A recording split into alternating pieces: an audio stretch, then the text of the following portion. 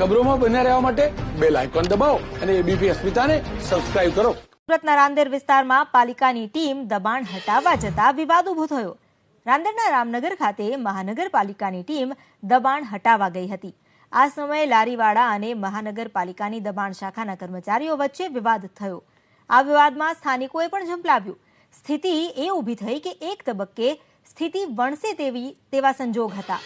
આખરે પોલીસ મેદાનમાં આવી અને સ્થિતિ બેકાબુ બને તે પહેલા જ લોકો પર હળવો બળ પ્રયોગ કરી મામલો ઢાળે પાડવાનો પ્રયાસ કર્યો. પોલીસે સ્થાનિક લોકોના ટોળાને વિખેરવા ગયેલ બળપ્રયોગમાં લાઠી પડવાના ડરે મહાનગરપાલિકાના કર્મચારીઓ પણ નાસી છૂટ્યા.